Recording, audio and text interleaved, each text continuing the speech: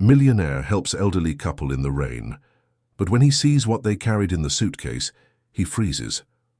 Jonathan William Thompson wasn't used to driving alone, but that Monday afternoon, after a meeting that ended badly, he dismissed his driver and took the road cutting through the Pennsylvania countryside.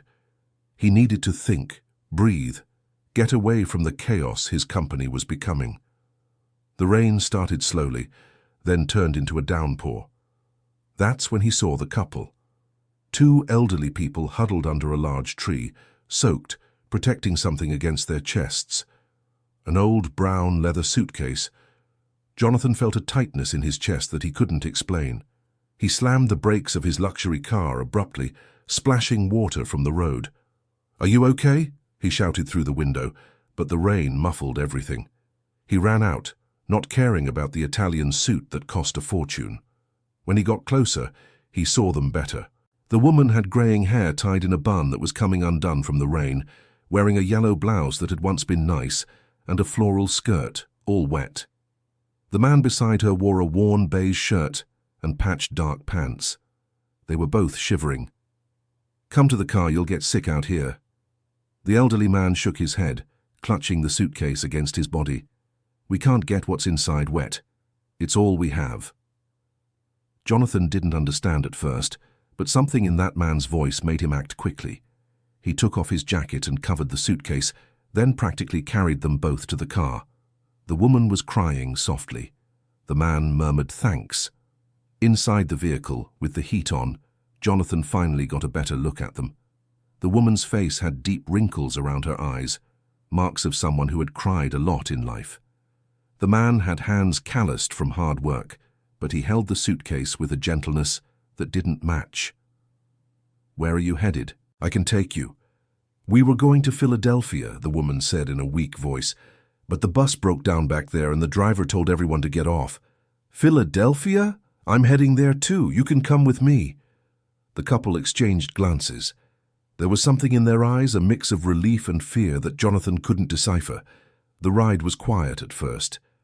Jonathan turned on the radio softly, but the woman asked him to turn it off. She said she wanted to listen to the rain.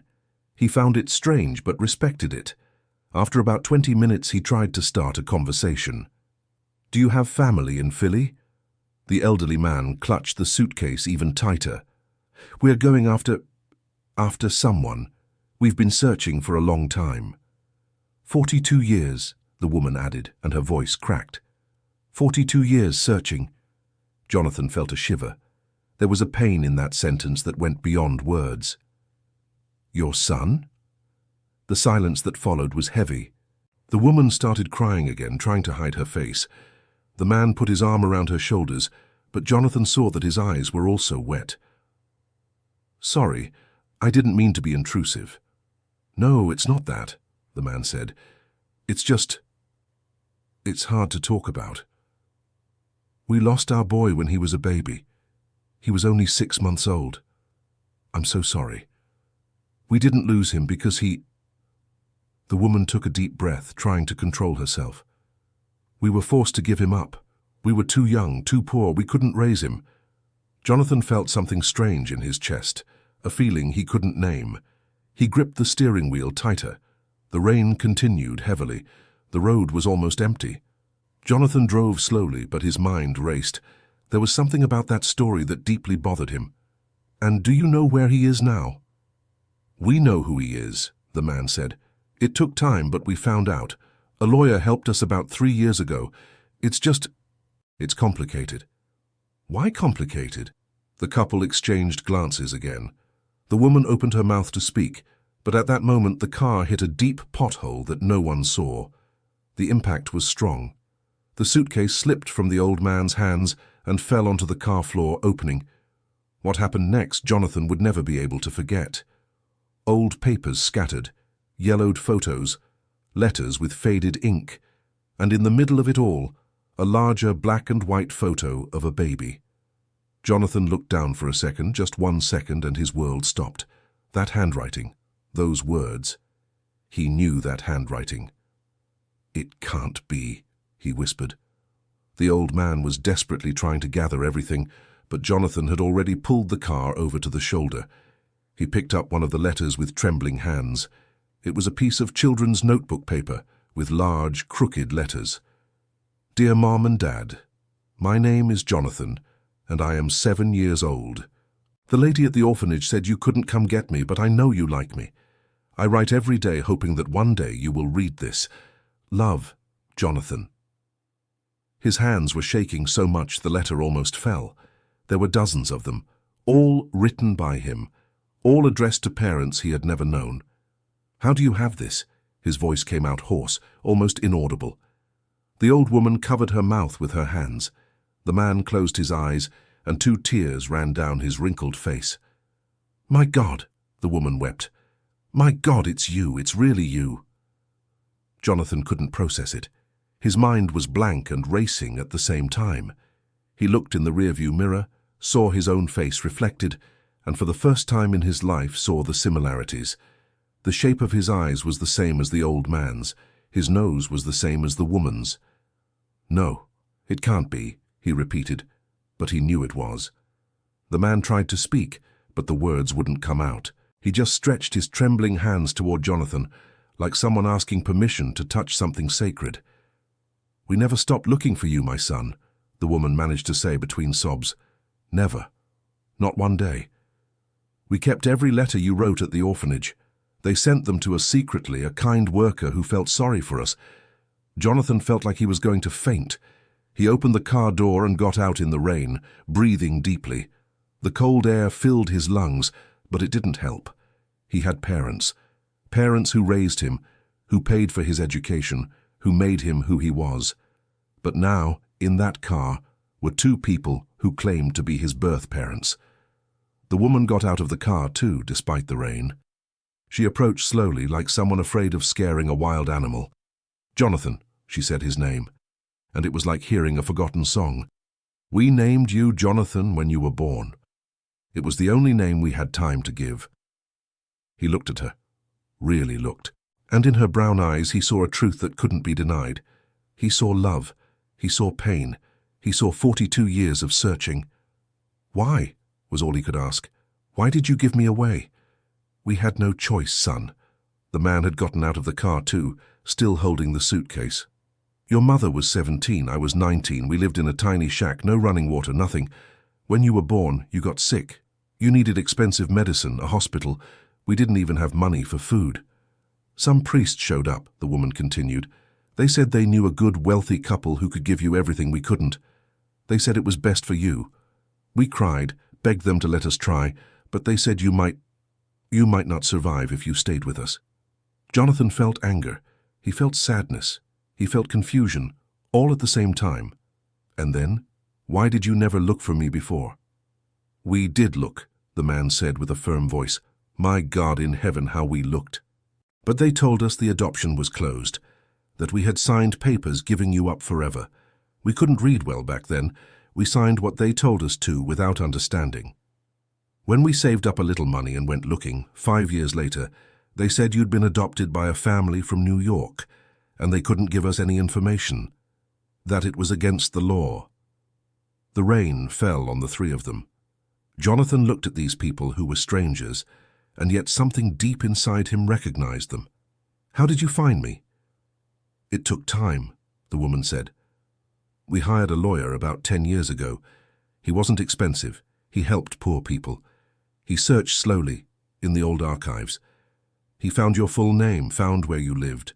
He discovered that you're successful, that you're a businessman. We were afraid to show up, the man admitted. We thought, what would he want with 2 poor old folks? He has a good life, a family. We don't want to ruin anything. Then why are you going to Philadelphia now? The 2 exchanged glances. The woman bit her lower lip. Because we heard you'd be there today. There's a business convention. We just wanted to see you from afar, one more time. We go every year to places where you appear, just to see that you're doing well. Jonathan felt his legs weaken. He imagined those 2 poor elderly people, traveling by bus, going hungry, just to see him from a distance at public events. 42 years of silent love. I didn't go to the convention, he said quietly. I cancelled this morning. The woman began to cry harder. "It's because God wanted us to meet," she whispered. Jonathan didn't know what to do. Part of him wanted to hug those people. Another part wanted to get in the car and leave, pretend none of this had happened. Dear listener, if you're enjoying the story, please take a moment to like and especially subscribe to the channel. It really helps us who are just starting out, now continuing. "Get in the car," Jonathan finally said. "Let's talk properly, and you need dry clothes." He drove to a small hotel in the next town, paid for 2 rooms, one for the couple and one for himself, bought new clothes for both of them at a store next door. While they showered and changed, Jonathan sat in the lobby looking at the old suitcase the man had left with him. He opened it slowly. Inside was an entire lifetime of searching, newspaper clippings about his business awards, photos of him graduating from college taken from afar, a photo of him on his wedding day, also from a distance, photos of his children that he didn't even know existed, and the letters, dozens of letters he wrote as a child, addressed to parents he thought would never read them. But they did, every single one. There were marks of old tears on the paper. At the bottom of the suitcase, he found a small wooden box. Inside it, a baby bracelet made of colored thread. It was small, delicate, and had the name Jonathan embroidered with red threads. He picked up the bracelet and something inside him broke. He cried there, alone in the hotel lobby, as he hadn't cried since childhood. An hour later, the 3 of them were sitting in the hotel's small restaurant. The couple had showered, put on the new clothes Jonathan bought, but still seemed out of place, like people not accustomed to such places. "You can order whatever you want," Jonathan said. "Don't be afraid." The woman ordered a simple soup. The man ordered rice and beans. Jonathan noticed they chose the cheapest items on the menu and felt his heart tighten. "I need to understand one thing," he began after the food arrived. "My parents, I mean the people who raised me, they always said you didn't want me, that you abandoned me at the orphanage door." The man stopped eating, his fork in the air. "That's a lie. We never abandoned you. We gave you to the priests because they said it was temporary, until we could get on our feet. But when we came back 2 months later, you'd already been given up for adoption. The priests disappeared afterward," the woman added. "The church closed. We were lost, not knowing where you had gone." Jonathan felt anger growing, an anger he had never felt toward his adoptive parents before. "Did they know you existed?" "We don't know," said the man. "But if they told you that you were abandoned, maybe yes. Maybe they wanted to protect you from people like us." "Don't talk like that," Jonathan said louder than he intended. Some people turned to look. He lowered his tone. "Don't talk like that about yourselves." The woman took his hand on the table. It was the first time they had consciously touched, like mother and son. Her hand was rough, full of calluses, but the touch was gentle. "We don't want to disrupt your life, Jonathan. We just wanted you to know that we always loved you. Always. And if we could turn back time, we would never have let you go, even if it meant going hungry together." Jonathan looked at that woman. In her 60s, but she looked older. A life of hard work had aged her body, but her eyes still had that light, the light of a mother who never gave up. "How do you live?" he asked. "We have a small house in Lancaster," said the man. "I work doing odd jobs in carpentry. Your mother takes in laundry. We don't have much, but it's enough. And you spend the little you have traveling to see me from afar." They both lowered their eyes, ashamed. "It was what kept us alive," the woman whispered. "Knowing that you were well, that you were happy, it was what made letting you go worthwhile." Jonathan couldn't take it anymore. He got up from the table and left the restaurant, needing air. He leaned against the wall outside, trying to process everything. He had a life, a company, a wife, 2 children, parents who raised him with every comfort. And now he discovered that there were 2 people who spent their entire lives looking for him, loving him from afar, keeping every piece of information about him like treasures. His phone rang. It was Catherine, his wife. "Honey, where are you? Everyone is looking for you. The meeting with the investors is tomorrow morning." I had an unexpected situation, Kate." "What kind of situation? Are you okay?" Jonathan looked through the restaurant window. The elderly couple was still there, eating slowly, talking quietly among themselves. "I don't know if I'm okay. Something happened." I don't even know how to explain it. Jonathan, you're scaring me. Where are you? At a hotel on the road. Kate, I met my biological parents. The silence on the other end was absolute. What? My biological parents. They were on the road, in the rain. I stopped to help, and... He couldn't continue. Jonathan, breathe. Tell me exactly where you are. I'm coming there. No, you don't need to. I need time to process. Jonathan William Thompson, do you think I'm going to leave you alone at a time like this?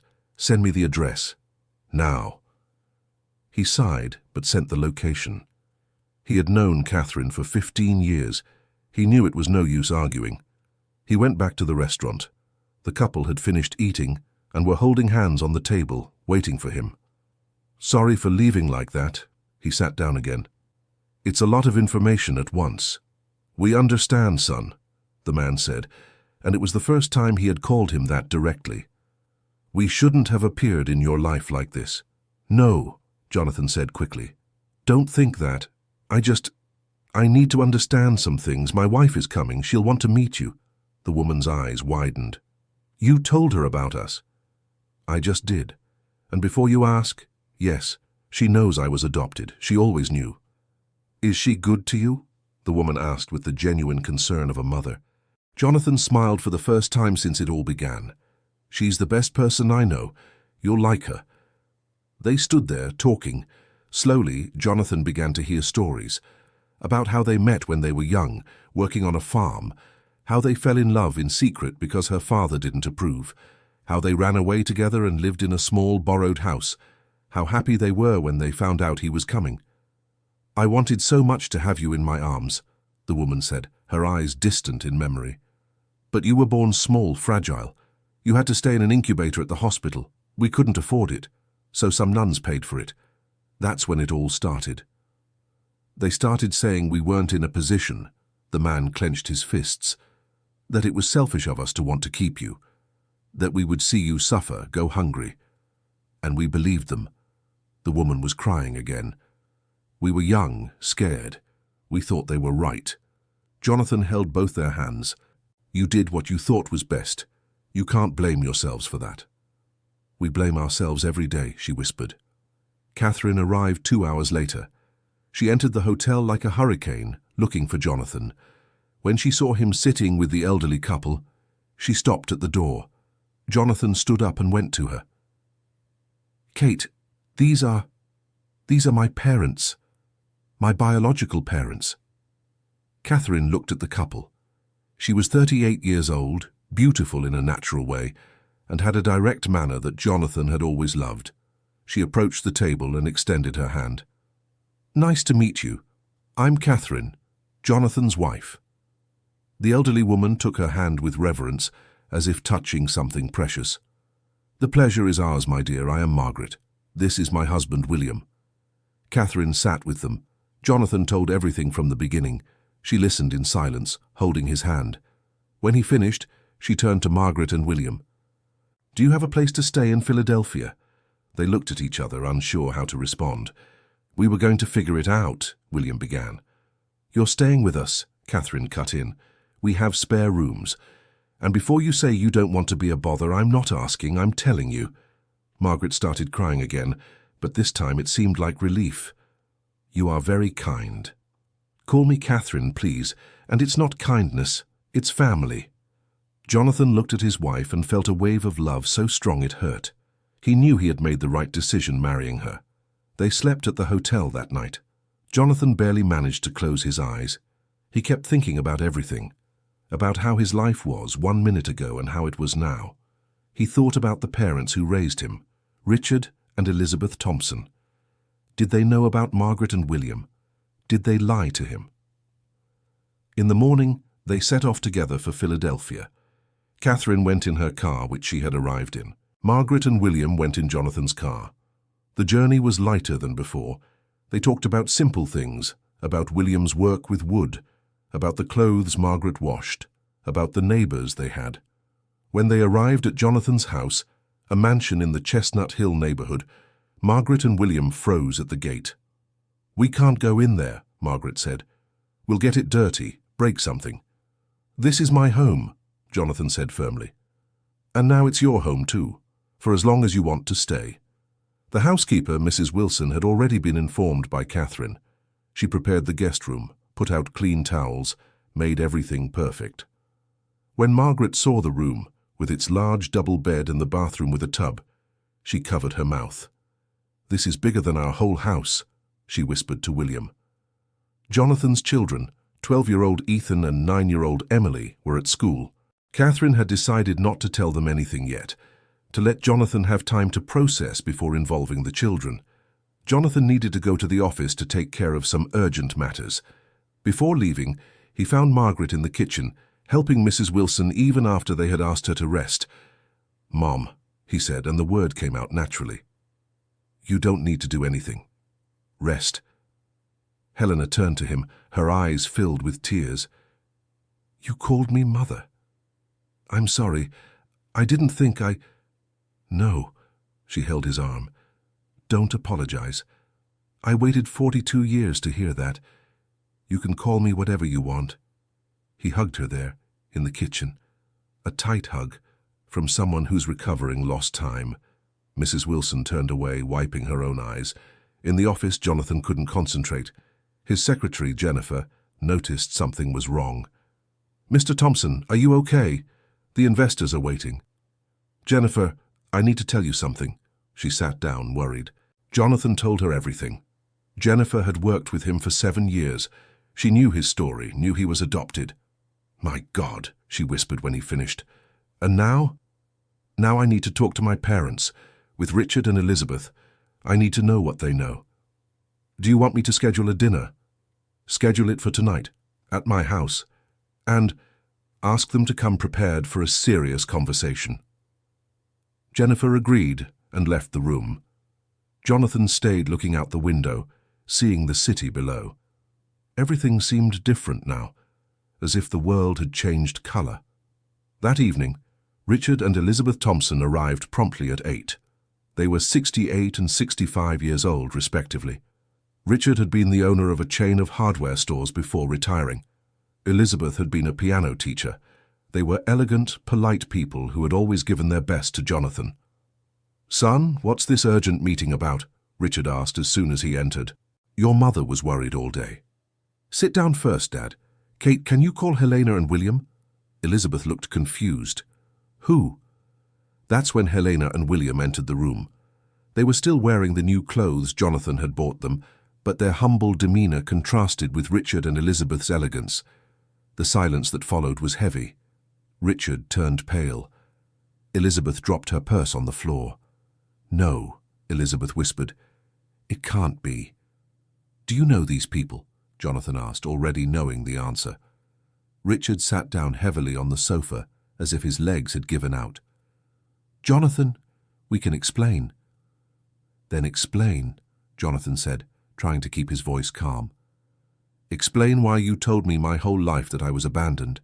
Explain why these people spent 42 years looking for me, and you never mentioned they existed." Elizabeth started to cry. "We did our best for you. We gave you everything. I didn't ask what you gave me. I asked why you lied." "Because we were afraid," Richard finally spoke. "Afraid that if you knew they existed, that they were looking for you, you would leave. You were our son, Jonathan, our only son. We couldn't have biological children, and you were the miracle we were waiting for." "But I wasn't yours to take like that," Jonathan said, his voice rising. "There were people who loved me, who were looking for me." "They were poor kids who didn't even have a place to live," Elizabeth said, and there was an arrogance in her voice that Jonathan had never noticed before. "What were they going to give you? Hunger? A life of misery?"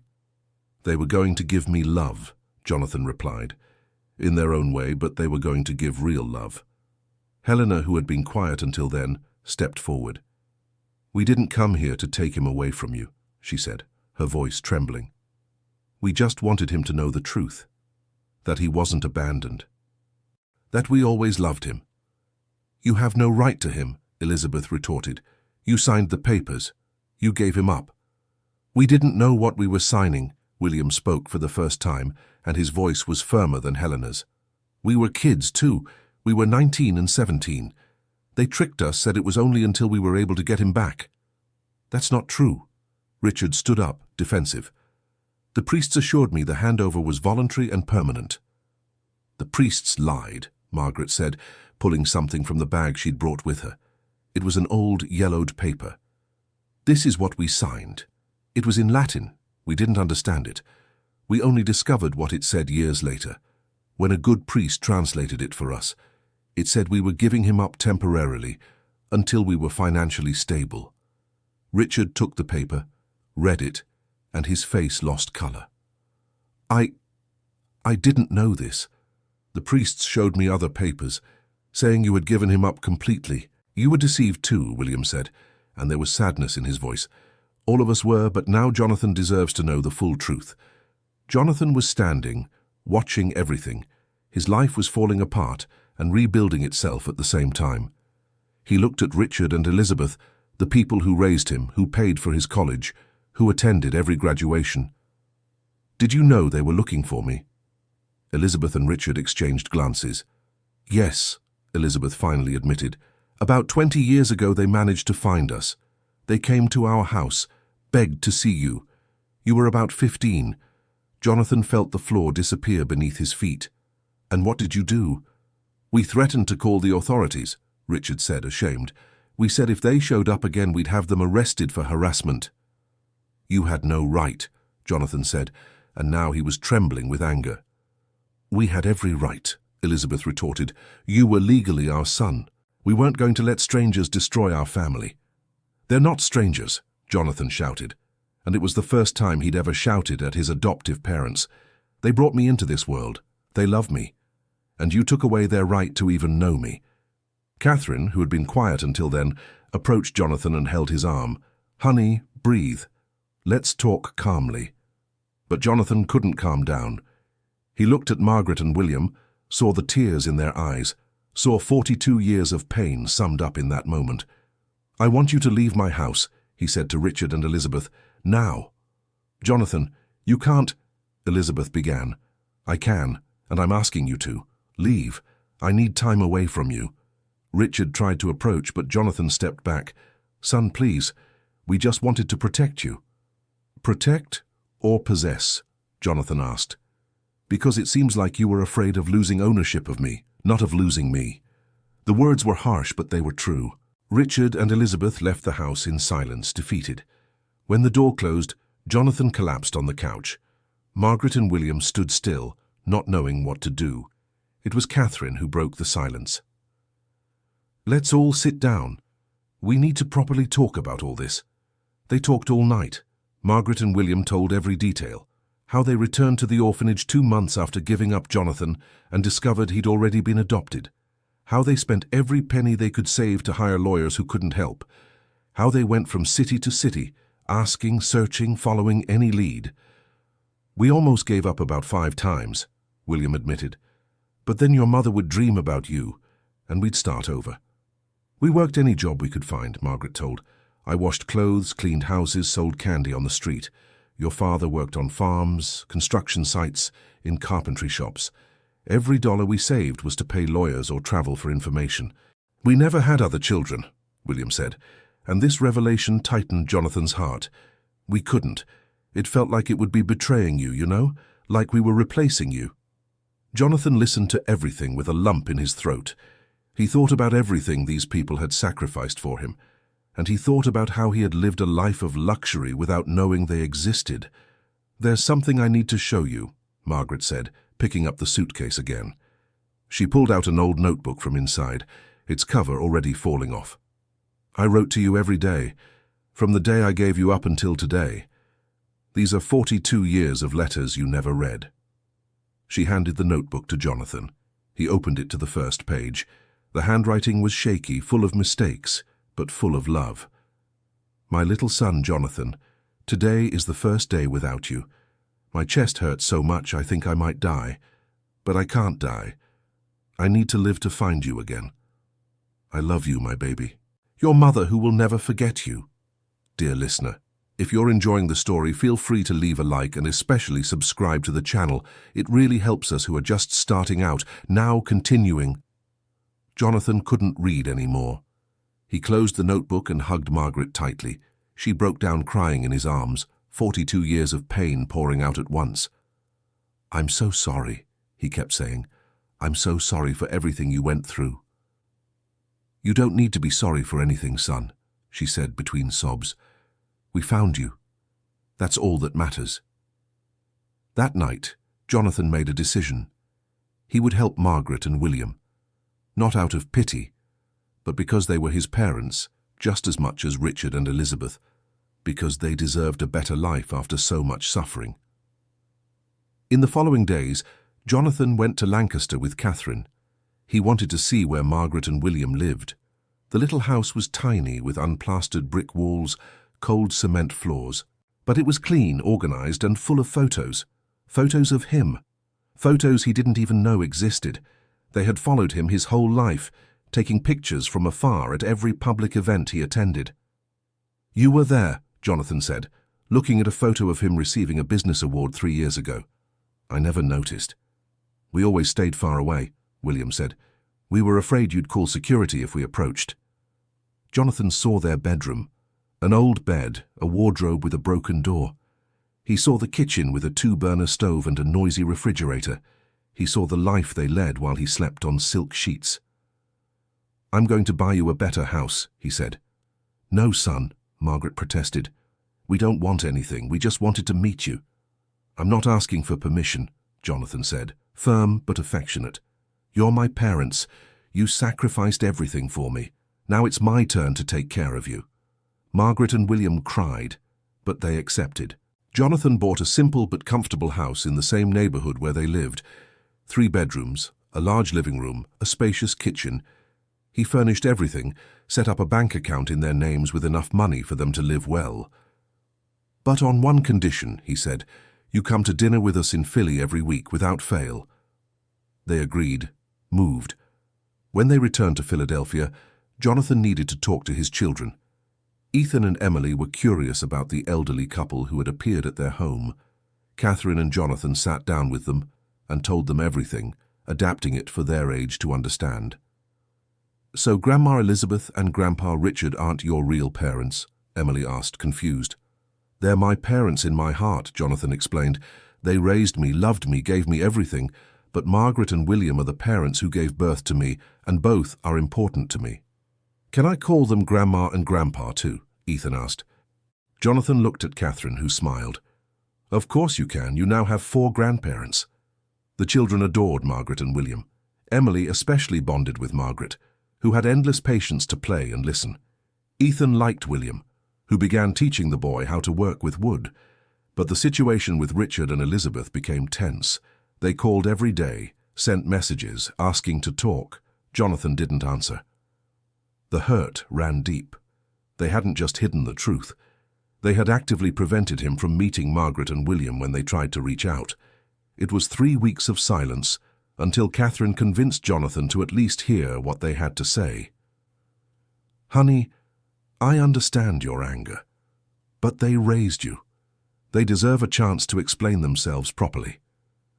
Jonathan agreed reluctantly. He scheduled a lunch at a neutral restaurant. Richard and Elizabeth arrived first, waiting at the table with the look of people who hadn't slept properly in days. "Son," Elizabeth began as soon as he sat down, "we were wrong, very wrong, but it was because we were so afraid of losing you." "You couldn't lose me," Jonathan said. I am your son too, but you took away my right to choose to meet my biological parents." "I know," Richard said, and for the first time Jonathan saw him truly ashamed. "It was our selfishness, pure selfishness. We loved you so much we couldn't imagine sharing you with anyone." "But it wasn't about sharing," Jonathan explained. "It was about completing me. I've had a hole inside me my whole life. I always wondered about my origin, about who gave birth to me, why they gave me up. You could have given me those answers. You could have introduced me to Margaret and William in a healthy way, but you chose to lie." Elizabeth took his hand on the table. "Can we fix this? Somehow," Jonathan thought. He looked at those people who raised him, who were at every graduation, every achievement, Who paid for his treatment when he got sick at 10 years old? Who cried with pride when he opened his first company? We can, he said finally. But it has to be different now. No more lies, no more hiding. Margaret and William are part of my life now, and you will have to accept that. We accept, Richard said quickly. We accept anything, as long as you start talking to us again. It was a slow but gradual process. Jonathan organized dinners where the two families would meet. At first it was uncomfortable. Elizabeth and Margaret barely looked at each other. Richard and William stayed silent. But the children helped. Ethan and Emily saw no difference between the grandparents. To them, they were just more people to love. Over time, something surprising happened. Elizabeth and Margaret started talking, first about recipes, about how Jonathan was as a child, then about deeper things, about the fear they both had of losing him, about the love they both felt. One day, Jonathan walked into the kitchen and found the two of them sitting at the table having coffee. Elizabeth's eyes were red from crying. "Is everything okay?" he asked, worried. "It's fine, son," Margaret said. "Margaret and I were just talking about the past." Elizabeth looked at Margaret. "She made me understand a lot of things, about what it's like to give up a child. I never went through that. I could never have biological children. But she explained the pain it is. And I realized I was very cruel to her over the years." "You talked before?" Jonathan asked, surprised. "We talked 20 years ago when they came to our house," Elizabeth admitted. "I was horrible to them, Jonathan. I said terrible things. I said they were poor people who didn't even deserve to look at you. And now, getting to know them for real, I see they were just two scared young people who loved their son." Margaret held Elizabeth's hand. "It's in the past. We understand why you did what you did. You did. You were scared just like we were." Jonathan felt a wave of emotion. There in that kitchen, two mothers were making peace, two mothers who loved the same son, each in their own way. The months went by. Jonathan divided his time between work and family, but now family meant many more people. Sundays became sacred days where everyone would get together. Richard and William discovered they both liked fishing and started going together. Elizabeth taught Margaret to play piano. The children had 4 grandparents who competed over who spoiled them more. One day, Jonathan was in his office when Jennifer entered with a strange expression. "Mr. Thompson, there's a woman here who says she needs to speak with you urgently. She says it's about your adoption."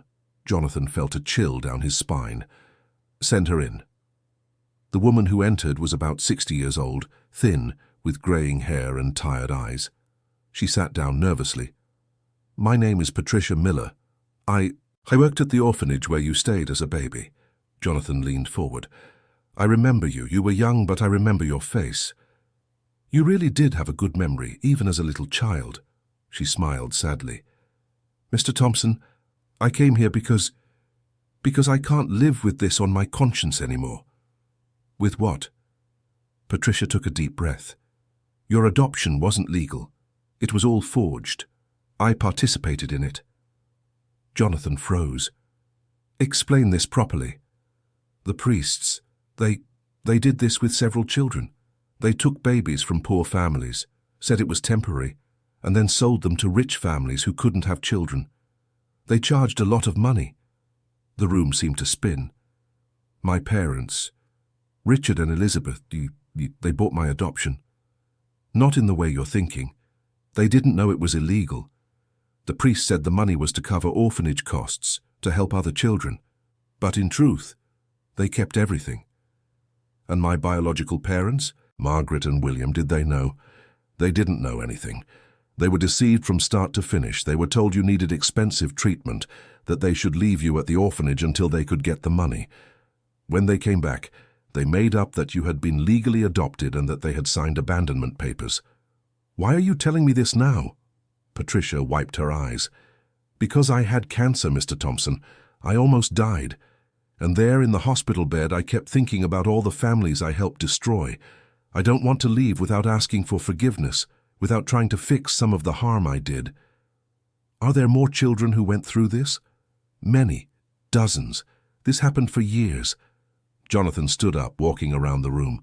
"Do you have proof?" I have documents. I kept everything. It was my insurance, in case the priests ever tried to harm me. It's all in a box in my closet. I want those documents. I'll bring them, but Mr. Thompson, I ask for forgiveness. From the heart, what we did was horrible. Jonathan looked at her. He saw a woman broken by remorse. He saw someone who carried a burden for decades. You'll bring the documents, and then we'll see what to do with this. Patricia brought the documents 2 days later. It was a box full of papers, fake contracts, payment receipts. Everything proving the scheme that operated for years. Jonathan took everything home and called everyone. Margaret and William, Richard and Elizabeth, Catherine. When he showed them the documents, the reactions varied. Margaret cried with relief, because now she had proof that she never abandoned her son. William was outraged at the priests who deceived them. Richard was shocked to discover he paid $50,000 in 1983, a fortune at the time, which he thought was going to the orphanage, but actually went to the priests. Elizabeth stayed silent, processing that her long-desired adoption had been the result of a crime. What do we do with this? Catherine asked. Jonathan thought. He thought about all the families that were destroyed like Margaret and William's. He thought about all the children who grew up without knowing the truth. He thought about the mothers who spent their lives searching for children who were stolen from them. We make this public. We expose what happened, and we try to reunite other families who went through the same. Jonathan, Elizabeth said with a trembling voice, if this goes public, it will tarnish our family's name. They'll say we bought you illegally. You didn't know, Jonathan said. You were victims too. But other families deserve to know the truth, just like I did. It was a difficult but necessary decision. Jonathan sought out a specialized lawyer and a trusted journalist. The story was published 3 months later with all the documents. The impact was enormous. Dozens of families began contacting Jonathan's office. They were parents who had given up children and never managed to find them. They were adopted children who always suspected their adoptions had something wrong. They were stories of pain, of search, of love that never died. Jonathan created a non-profit organization. He called it Possible Reunions. The goal was to help families separated by the priest's scheme to reunite. He hired investigators, lawyers, psychologists.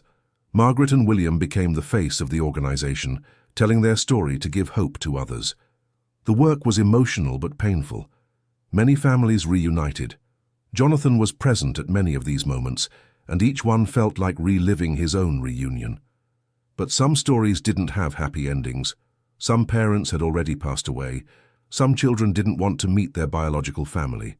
Some reunions were tense, full of accumulated hurt. 1 year after it all began, Jonathan was at the organization's headquarters when Jennifer called. Mr. Thompson, there's a man here who says he's your brother. Jonathan almost dropped the phone. What?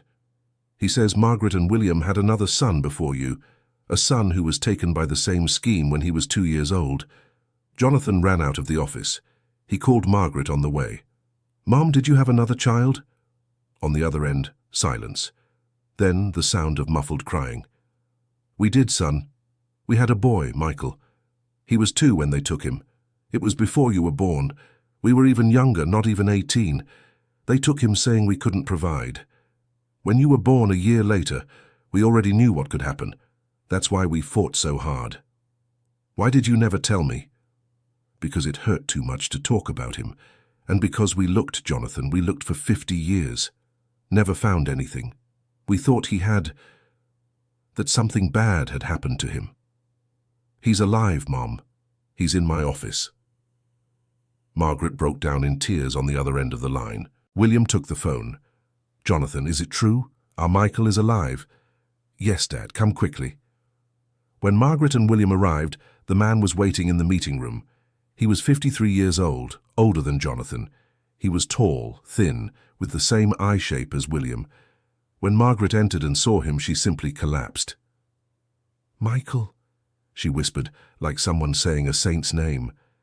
The man, who introduced himself as Michael, the name his adoptive parents gave him, was also crying. I always knew I was adopted.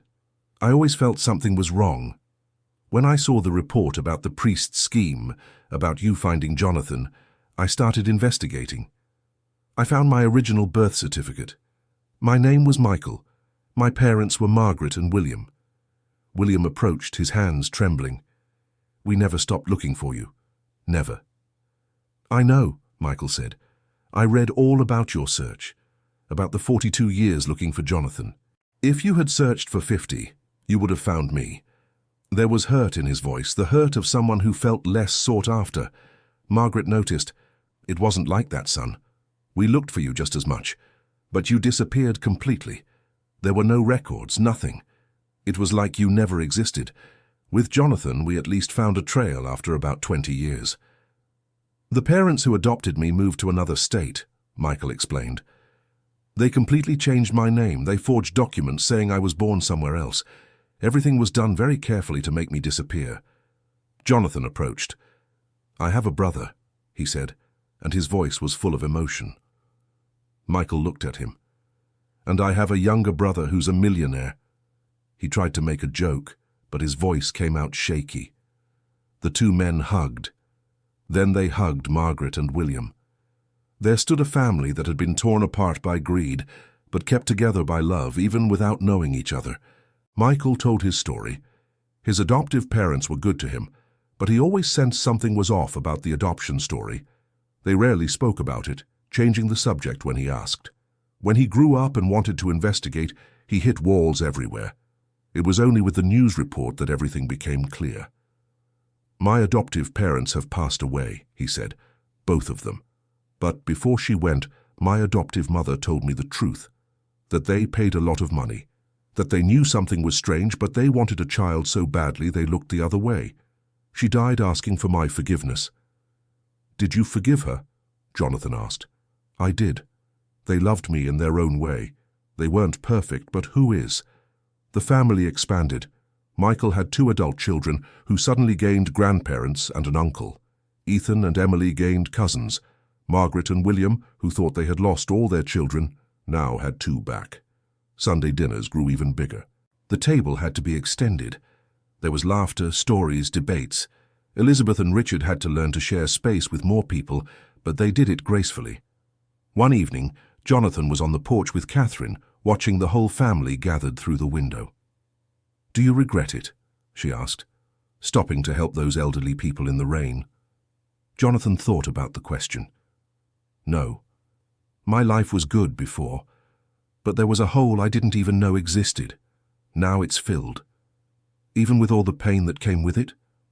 Especially because of the pain. The pain showed that the love was real. That it wasn't a fantasy, not a fairy tale. It was real people, with real flaws, trying to fix real mistakes. Catherine hugged him from behind. You became an even better person through all this. I learned what real love is.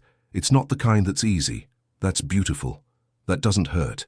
It's the kind that forgives, that starts over, that gives second chances. It's the kind that waits 42 years in the rain, holding an old suitcase just to be able to say, I love you, son. Dear listener, if you're enjoying the story, please take a moment to like and especially subscribe to the channel. It really helps us who are just starting out, now continuing. 2 years had passed since the meeting in the rain. The organization, Possible Reunions, had already helped over 100 families reunite. Each story was unique. Each reunion was special.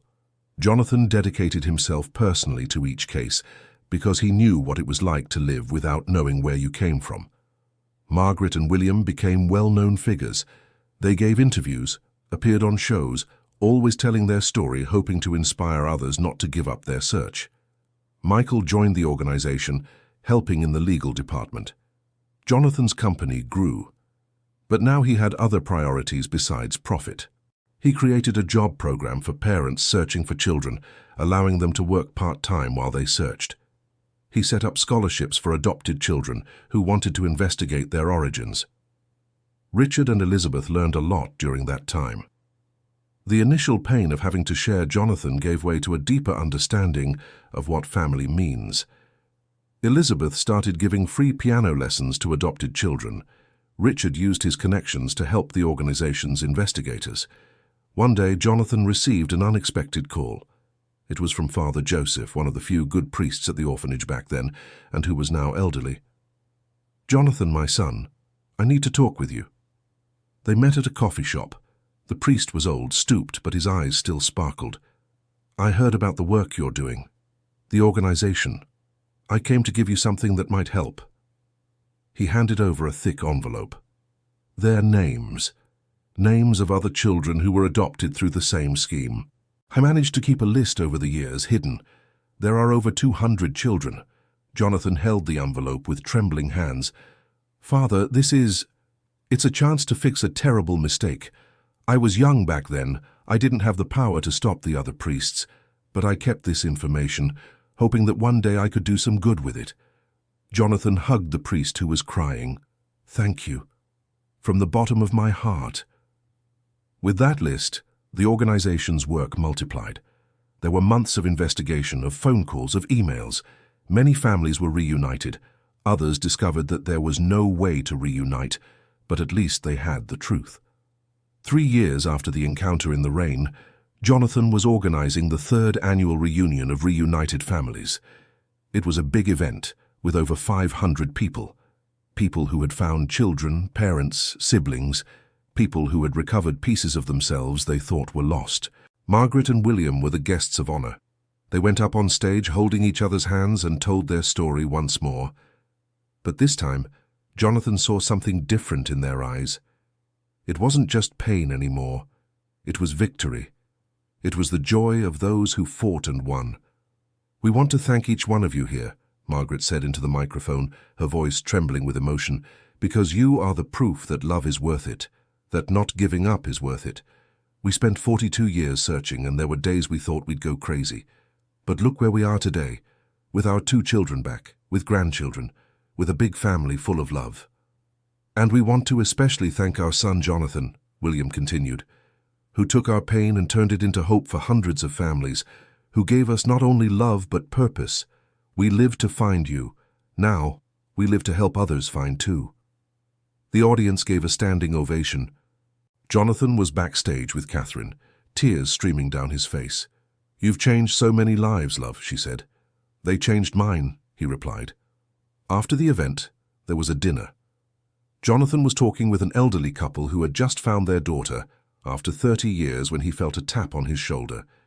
It was a young man, probably around 25 years old. "Mr. Thompson, I'm Brandon. You don't know me, but I grew up in the same orphanage as you. I was adopted 6 months after you." Jonathan shook his hand. "Nice to meet you, Brandon. Did you find your biological family?" "No," Brandon said, and there was sadness in his voice. "My biological mother passed away 5 years ago. My father 2 years later. I was too late." Jonathan felt his heart tighten. "I'm so sorry. But I came here to thank you, because even though I couldn't find them alive, I managed to find uncles, cousins, a sister I didn't even know existed. And most importantly, I managed to learn the truth, to know that they didn't abandon me, that they were stolen from me just as I was stolen from them. That changes everything." "How does it change?" "It changes because I always thought there was something wrong with me, that I wasn't lovable, that I had been discarded. Now I know I was loved all along, that they died without knowing me but loving me, and that heals a lot inside us." Brandon hugged Jonathan. "Thank you for doing this work, for giving us truth. Truth hurts sometimes, but it's better than living a lie." That night, when everyone had left and the house was quiet, Jonathan sat in his office. He picked up the first notebook that Margaret had written, the one with 42 years of daily letters to him. He opened it to a random page. It was from 15 years ago. "My son Jonathan, today is your birthday. You're turning 28. I saw your photo in the newspaper. You opened a new branch of your company. You look so handsome, so successful. William and I are proud, even from afar. We bought a small cake here at home and sang happy birthday to you. I know you didn't hear it, but we sang, because you're our son and we'll never stop celebrating every year you're alive in this world. I love you, my boy, your mother who never gave up." Jonathan closed the notebook and cried. He cried for everything that was lost. He cried for everything that was found. He cried for the painful beauty of it all.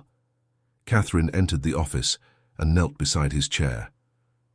Come to bed, love, it's late. Kate, do you think we would do the same? If our children were taken from us, would we search for 40 years? I would search until my last day of life, she answered, without hesitation. And you would too, that's what parents do, we never give up. He held her tight. I was very lucky to stop in the rain, lucky to see that suitcase, lucky to have you by my side through all this. It wasn't luck, she said. It was love. Love made you stop. Love made you help. Love made you create all this. Love always wins in the end. In the following months, life settled into a new normal. Jonathan learned to balance being the son of 4 parents. He learned that love doesn't divide, it multiplies. That having Margaret and William in his life didn't diminish what he felt for Richard and Elizabeth, and vice versa. Margaret learned to cook sophisticated recipes with Elizabeth. William learned about investments with Richard. The 4 became unlikely friends, united by their common love for the same man. Michael and Jonathan became very close. They had 40 years of experience between them, but they were blood brothers. Michael helped Jonathan understand parts of the story he didn't know. Jonathan helped Michael heal old wounds. One day, Jonathan was in the office when he received an unexpected visit. It was Patricia, the woman who had worked at the orphanage and revealed the scheme. Mr. Thompson, I came to say goodbye, she said, and she was visibly ill. The cancer had returned. Patricia, sit down. Would you like some water? Tea? No need. I just came to say that dying will be easier now. I've seen so many families reuniting because of the documents I brought. I saw the good you did with that information. I can leave in peace knowing I helped fix a little of the destruction I caused. Jonathan held her hand. You did much more than a little. You gave truth to hundreds of people. That's priceless. Patricia cried. Thank you for forgiving me. I know I didn't deserve it. We all deserve forgiveness when we truly repent. You repented. You tried to make things right. That counts for a lot. Patricia died 2 weeks later. Jonathan attended the funeral. There was almost no one there. She had no family. But he went because she had been an important part of his story. She had given him and hundreds of others the chance to have a complete story. 4 years after the meeting in the rain, something new happened. Ethan, now 16, came to talk with Jonathan. Dad, I want to help with the organization. I want to work with you. Jonathan felt proud. Son, are you sure? It's emotionally heavy work. I know, but I grew up seeing our family's story, seeing Grandma Margaret and Grandpa William, seeing how much love matters. I want to help other people have what we have. Jonathan hugged his son. Then welcome to the team. Ethan started working part-time at the organization. Emily, at 13, was still too young, but she already said she wanted to help too when she grew up. The new generation was learning that family is built with truth, love, and a lot of forgiveness. Margaret and William, now in their early 70s, were slower, more tired, but happy, deeply happy. They lived in the comfortable house that Jonathan bought, welcomed grandchildren and great-grandchildren on weekends, and still helped with the organization whenever they could. One afternoon, Jonathan was visiting them when Margaret took his hand. Son, there's something we never gave you. We always wanted to give it, but never had the chance. She went to the closet and took out a small box. Inside was a simple gold medal with a chain. This was my grandmother's, the only valuable thing the family had. When you were born, I put it on your clothes, so you would have something of ours. But when they took you without the medal. We kept it, waiting for the day we could give it back. The medal had an inscription, "Love that never ends." Jonathan put the medal around his neck and never took it off again. 5 years after the meeting in the rain, Jonathan turned 47. His company was a success. His organization had helped over 500 families. His family was large, loud, and full of love. On his birthday, he organized a lunch at the farm he had bought in the countryside. The whole family came. Margaret and William, Richard and Elizabeth, Michael and his children, Catherine, Ethan and Emily, and at least 30 other people among aunts, uncles, cousins and friends. After lunch, when the sun was starting to set, Jonathan asked for everyone's attention. I want to thank each one of you here 5 years ago, I stopped on the road to help 2 elderly people in the rain. I didn't know it then, but that was the day my real life began. Because until then, I lived without knowing where I came from, without knowing half of my story. He looked at Margaret and William. You gave me the greatest gift anyone can give, truth. Truth about who I am, where I came from, why things happened the way they did. And more than that, you taught me what real love is. Not that easy love that happens when everything is fine, but the love that waits, that searches, that never gives up. He looked at Richard and Elizabeth. And you taught me that love is also imperfect. That parents make mistakes, lie sometimes, make wrong choices out of fear.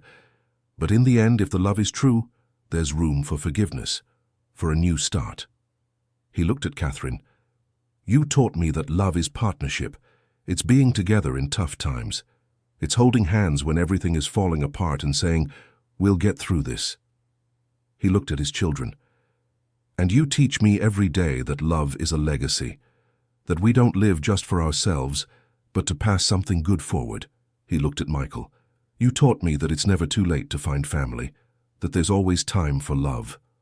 Margaret was crying. William put his arm around her shoulders. Elizabeth held Richard's hand. Catherine hugged the children. Michael wiped his own eyes. The suitcase you were carrying in the rain, Jonathan continued, had our story inside. It had pain, it had truth, it had love. But most importantly, it had hope. Hope that one day I would know, that one day we would meet. And here we are, he raised his glass. A toast to family, to all versions of family. The biological, the adoptive, the built, a toast to the love that waits in the rain, holding an old suitcase, just to be able to say, I never forgot you. Everyone raised their glasses, toasting and crying at the same time. It was the kind of crying that cleanses, that heals, that frees. That night, after everyone had left, Jonathan was alone on the farm's porch. He looked at the stars, thinking about everything that had happened in the last 5 years. Catherine joined him, bringing 2 cups of coffee. What are you thinking about? I'm thinking about how strange life is, how 1 second decides everything. If I hadn't looked to the right that day, if I hadn't seen them under the tree, none of this would have happened. Do you think it was a coincidence? I don't know. Maybe it's one of those things we'll never understand. But I'm grateful. Grateful for stopping, grateful for the rain. Grateful for the suitcase that opened. Grateful for every piece of this crazy and beautiful story. She rested her head on his shoulder. You know what I think? What? That you've always been the kind of person who stops in the rain to help. That wasn't luck. That's who you are. And who you are attracted all of this. Attracted the truth, attracted love, attracted healing. Jonathan thought about that. Maybe she was right. Maybe we don't find love by chance. Maybe we find love because we're open to it, because we stop, because we look, because we care. The next day, Jonathan went to visit Margaret and William. They were in the garden, tending to the flowers. He sat with them, helping to plant some seedlings. Son, Margaret said after a while, there's something we've always wanted to know, but we're afraid to ask. You can ask me anything. Do you forgive us? For giving you up? For not fighting harder? Jonathan stopped what he was doing.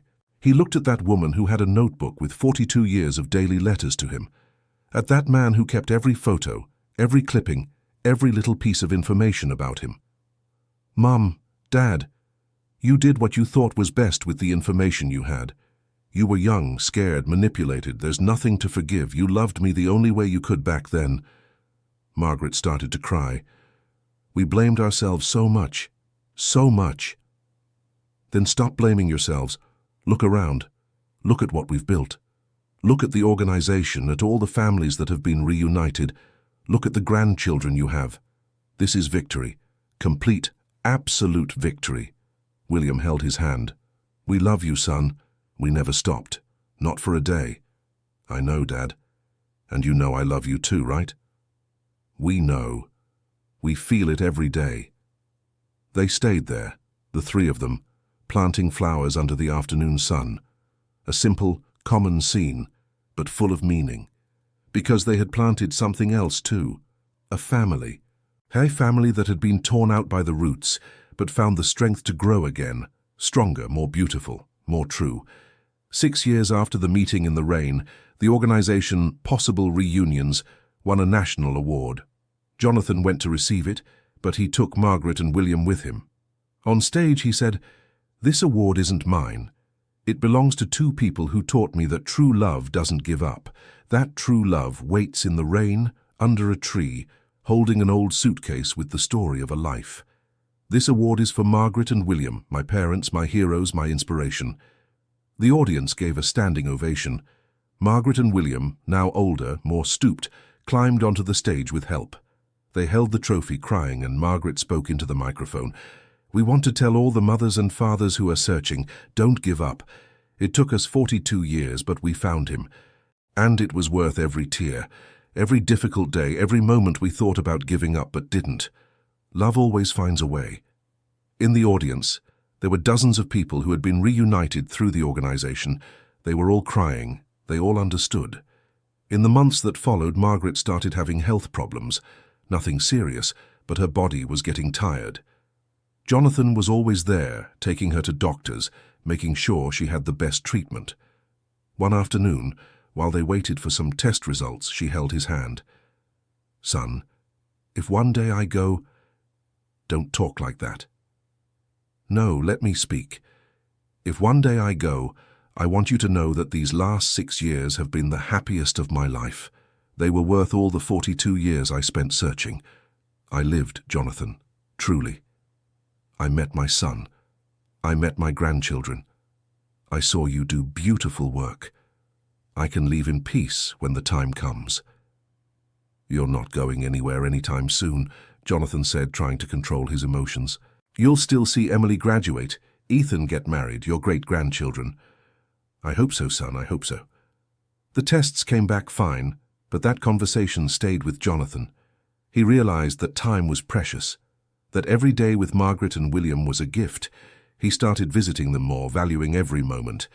William was also slowing down. A lifetime of work had taken its toll, but he was happy. Whenever he saw Jonathan, his face would light up. Whenever the grandchildren visited, he found the energy to play. One Sunday, during a family lunch, William stood up with difficulty and asked for attention. "I wanted to say something. Margaret and I, we lived a hard life. We worked hard, went through tough times, faced pain that no one should have to face. But do you know what was the happiest day of my life?" Everyone waited in silence. "It was the day of the rain, the day our son stopped on the road to help 2 soaked old people, the day the suitcase fell and the truth came out. Because until that day we lived in hope, but after that day we live in fulfillment, and fulfillment is much better." He sat down, emotional. Margaret kissed his face. Jonathan wiped his eyes. Everyone there knew they were living something special, something that wasn't perfect, that wasn't without pain, but that was real and true. 7 years after the meeting in the rain, Emily decided to make a documentary about the family's story for a school project. She interviewed everyone: Jonathan, Margaret, William, Richard, Elizabeth, Michael, Catherine. She gathered old photos, documents, recorded the Sunday lunches. When the documentary was finished and she showed it to the family, there wasn't a dry eye in the room. Seeing that whole story summarized in 30 minutes of video was powerful. It was a story of separation and reunion, of lies and truths, of pain and healing. "Emily, this turned out beautiful," Jonathan said, hugging his daughter. "You captured the essence of everything. Dad, I grew up watching this story. It's part of who I am. Even though I didn't live through the separation, I lived through the reunion, and I want more people to know that it's worth never giving up." The documentary was presented at school and won first place. Later, it was shared online and went viral. Millions of people watched it. Hundreds of families contacted the organization after seeing the video. "We started a movement," Catherine said one night. "A movement of truth, of reunion, of love that never gives up." "We didn't," Jonathan corrected. "Margaret and William started it. We just gave voice to their story. But everyone knew that wasn't quite it. Jonathan had taken their pain and turned it into something bigger. He had created structure, organization, reach. He had used his resources and influence to give voice to those who never had one. 8 years after the meeting in the rain, Jonathan was at home when he received an urgent call. It was Michael. "Jonathan, it's Dad." He had a stroke. Jonathan rushed to the hospital. William was admitted, conscious but weak. Margaret was by the bedside, holding his hand. When Jonathan entered, William tried to smile. "My son." "Dad, don't talk. Rest." "No, let me speak. In case I don't get another chance." "You will. You're going to leave here and we'll go fishing again, remember? You promised to teach me that new technique." William squeezed his hand with the strength he had. "I want you to know that you were my greatest joy, my pride, my proof that it's worth never giving up." "Dad, you're my pride too. You taught me what courage is, what true love is. Take care of your mother for me, and keep up the work. Keep reuniting families. It's important." "I promise, Dad." William improved in the following days, but he never returned to being the same. He became more fragile, more tired. Jonathan hired nurses, ensuring he had all the support he needed. Margaret never left his side. "We lived apart for 42 years, she would say. I won't waste a single minute now that we have each other." 9 years after the meeting in the rain, the organization celebrated 1,000 reunited families. It was a huge party, with people from all over the United States. Margaret and William, now very elderly, were there, William in a wheelchair, but with a huge smile on his face. 1,000 families, he repeated, amazed. 1,000 families who won't go through what we went through. Jonathan gave an emotional speech. He talked about how everything started with rain, an old suitcase, and a lot of love. He spoke about the challenges, the joys, the families they found, and those they unfortunately couldn't. He spoke about truth, forgiveness, and new beginnings. At the end of the speech, he called Margaret and William to the stage. The audience applauded for 5 minutes straight. Those two simple elderly people, who had lived a life of material poverty but emotional richness, were heroes to 1,000 families. "You changed the world," someone shouted from the audience.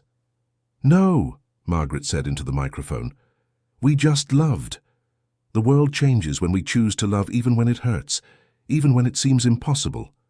The world changes when we don't give up." That night after the party, Jonathan tucked Margaret and William into their bed at their house. They had insisted on going back home, even with Jonathan offering for them to stay with him. He sat on the edge of the bed for a moment. "Thank you," he said simply. "For what, son?" Margaret asked sleepily. "For not giving up on me, for waiting in the rain, for keeping every letter, every photo, every little piece of me, for loving me so much that you went through 42 years just to find me." Margaret caressed his face.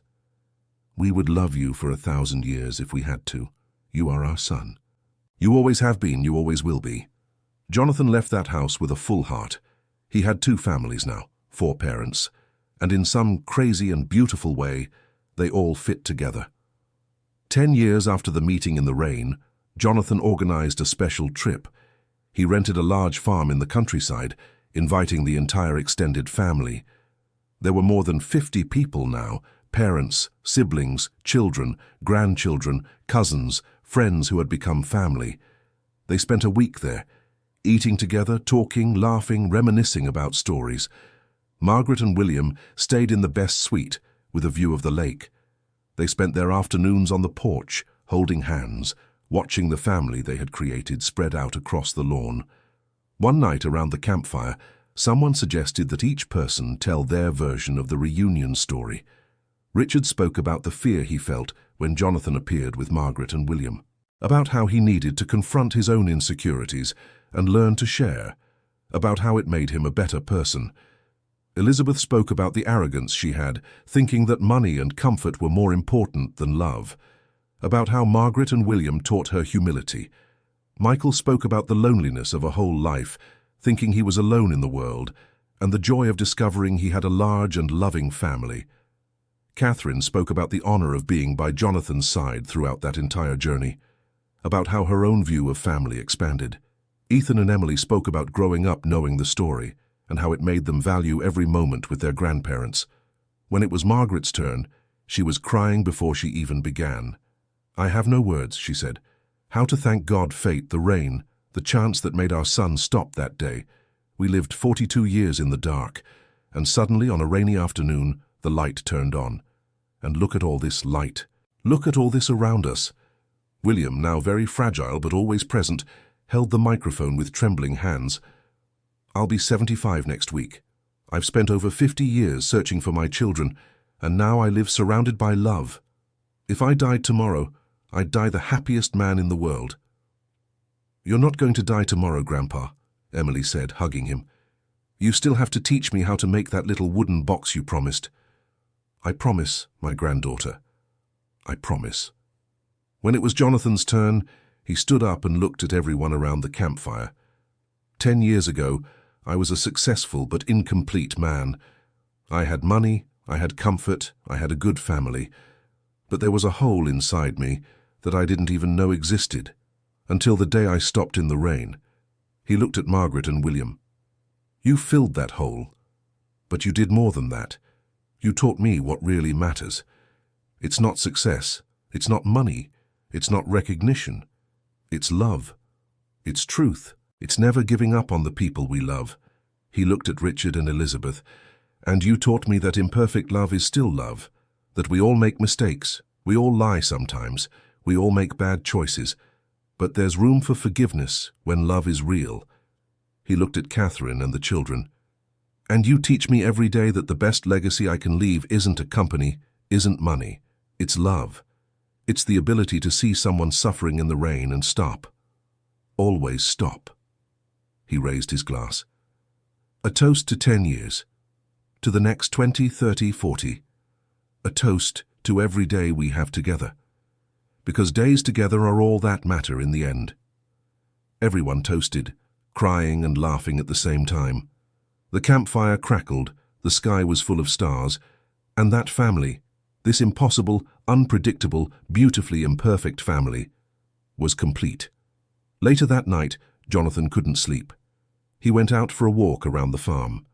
It was a clear night. The full moon illuminated everything. He walked to the lake and stood looking at the water. Margaret appeared out of nowhere, surprising him. "Can't sleep either?" she asked. "I was thinking too much." She joined him by the edge of the lake. "About what?" "About how everything could have been different. If I hadn't stopped, if the suitcase hadn't fallen, if you had given up in 41 instead of continuing. But we didn't give up, and you stopped. And here we are." "Why?" Jonathan asked. "Why did you never give up? What made you wake up every day and try again?" Margaret thought before answering. "Because you were our son. Simple as that. There wasn't a day I woke up and didn't think of you. There wasn't a night I slept without imagining you. You were part of me, you know, like a phantom limb. I missed you physically, even without knowing you." That must have been torturous. It was. But it was also what kept me alive, because as long as I missed you, it meant you existed, that somewhere you were breathing, living. And that was worth any pain. Jonathan hugged his mother. "I admire you so much, the strength you have. We didn't have a choice, son. When you truly love someone, not giving up isn't a choice. It's the only option."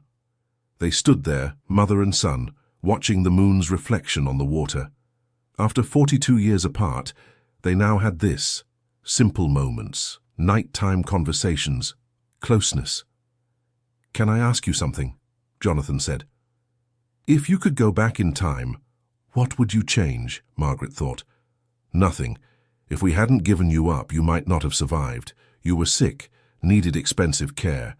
If we changed that, maybe you wouldn't be here today. And if you hadn't been raised by Richard and Elizabeth, you'd be a different person. Maybe you wouldn't have had the resources to create the organization. Maybe 1,000 families wouldn't have reunited. Do you believe that? That everything has a purpose? I believe we do the best we can with what we have, and that sometimes horrible things lead to beautiful things. Look at everything that was born from our pain. It wouldn't have been our choice to go through that pain, but since we did, at least it resulted in something good." Jonathan thought about this. There was a simple but profound wisdom in Margaret's words. She had learned to find meaning in suffering, to transform pain into love. "You're amazing, Mom." "No, son. I'm just a woman who loved her son. There's nothing special about that. All mothers would do the same, but Jonathan knew that wasn't true. Not everyone would have the strength to search for 42 years. Not everyone would have kept every letter, every photo, every piece of information. Not everyone would have endured the pain of seeing their son from afar without being able to approach. Margaret and William were special, and he was very lucky to be their son. The next morning was William's birthday. 75 years. The family prepared a surprise party. When he came down for breakfast and saw everyone singing happy birthday, he cried like a child. "I never had a birthday party before," he admitted later, embarrassed. "Never?" Ethan asked, shocked. "Never. We were too poor for parties. And later, it seemed like we didn't deserve to celebrate until we had found you." "Then let's make up for it," Jonathan said. "Let's celebrate every birthday that was left behind." 75 parties in one, and that's what they did. There was cake, there was music, there was dancing. William, even in his wheelchair, danced with Margaret, danced with Elizabeth, with Catherine, with his granddaughters. His face radiated pure joy. In the afternoon, Jonathan took William to the lake, just the two of them. "Dad, there's something I always wanted to know. How did you manage to stay together?" 42 years searching for a lost son. Most couples would separate under that pressure. William looked at the lake, thoughtful. "There were days we almost separated. Days when the pain was so great that we fought, blamed each other. I blamed your mother for having agreed to give you up. She blamed me for not fighting more. But then, we remembered. The only thing left of you was us. If we separated, it would be losing you again. So we chose to stay. Every day we chose. Love is a choice then. Love is thousands of choices. The choice to wake up and try again. The choice to forgive. The choice to stay when it would be easier to leave. The choice to wait in the rain with an old suitcase waiting for a miracle. Jonathan kept those words in his heart. They defined not only Margaret and William's love for each other, but their love for him. The days at the farm passed too quickly. On the last day, before everyone left, Jonathan asked to take a picture of the whole family. It took 3 attempts to fit everyone in the photo. When he looked at the photo later, he saw generations, he saw stories, he saw overcome pain. He saw love that conquered time and distance. He saw proof that it's worth never giving up.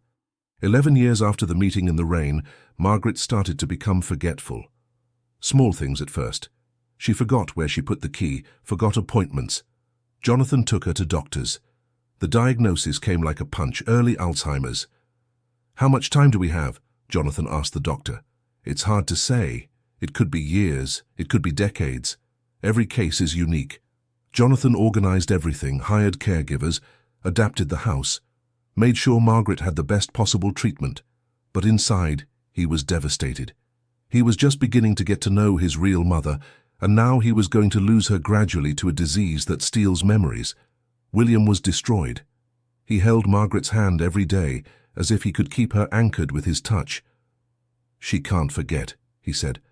"She waited 42 years. She only has 11 years of memories with you. It's not fair. Dad, we'll make every day count. We'll create memories so strong that even the disease can't erase them." And that's what they did. Jonathan started visiting Margaret every day. He brought photos, told stories, played music she liked. For months she was fine. She had moments of forgetfulness, but nothing serious. Until one day Jonathan arrived to visit her, and she didn't recognize him. "Who are you?" she asked, frightened. Jonathan felt his world crumble. "It's me, Mom. Your son, Jonathan." She looked at him, confused. "My son Jonathan is a baby. He's only 6 months old." William intervened with tears in his eyes. "Margaret, my love, this is our son. We found him, remember? 10 years ago, in the rain." Margaret laughed, but it was an empty laugh. "You're crazy, William. We never found our son. We're still looking." Jonathan had to leave the room. He couldn't take it. He broke down in the hallway, crying. Catherine, who had gone with him, hugged him.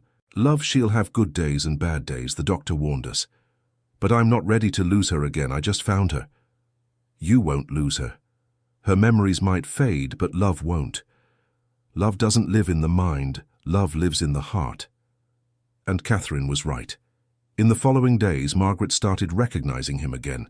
It was an emotional roller coaster. Some days she was lucid, remembering the best moments of the last 10 years. Other days, she was lost in memories from 40 years ago, searching for a baby who was now a grown man. But one thing never changed. When Jonathan held her hand, even on the bad days, she would calm down. Even without knowing who he was on those days, something deep inside her recognized that touch. 12 years after the meeting in the rain, William had another stroke. This time it was more serious. He was hospitalized for weeks. Margaret, on her lucid days, was desperate to see him.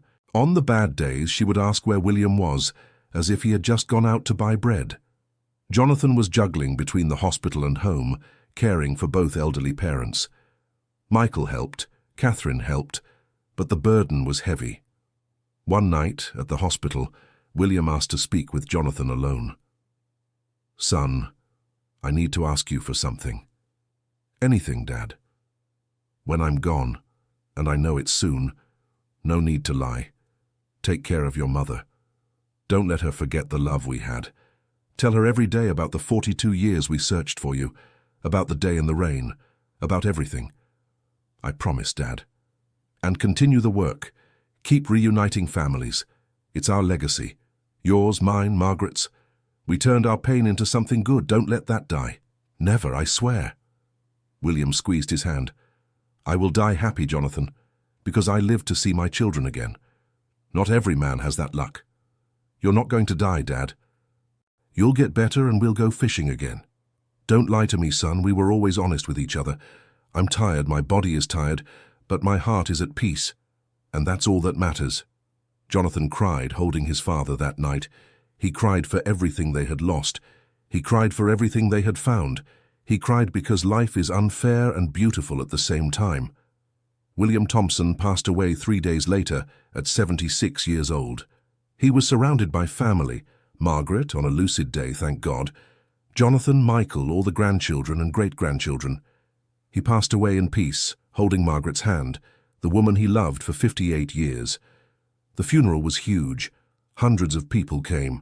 All the families the organization had helped wanted to pay tribute to the man who turned his pain into hope for others. Margaret, that day, was completely lucid, as if the gravity of the moment had cleared the fog of the illness for a few hours. She gave a speech at the funeral that no one ever forgot. "My William was a simple man. He had no education, no money, but he had love. Love as big as the world. He loved me faithfully for 58 years. He loved our children all his life, even without knowing them. He spent 42 years holding my hand, saying, 'We will find them.' And we did. We had 12 years with them, 12 years of pure happiness. It wasn't the time we wanted, but it was the time God gave us. And I'm grateful. Grateful for every day, grateful for the rain that made our sun stop. Grateful for the suitcase that opened. Grateful for everything." After the funeral, Margaret went to live with Jonathan. It didn't make sense for her to be alone, especially with the illness progressing. Jonathan turned a room on the ground floor of the house into a full suite for her, with 24-hour caregivers.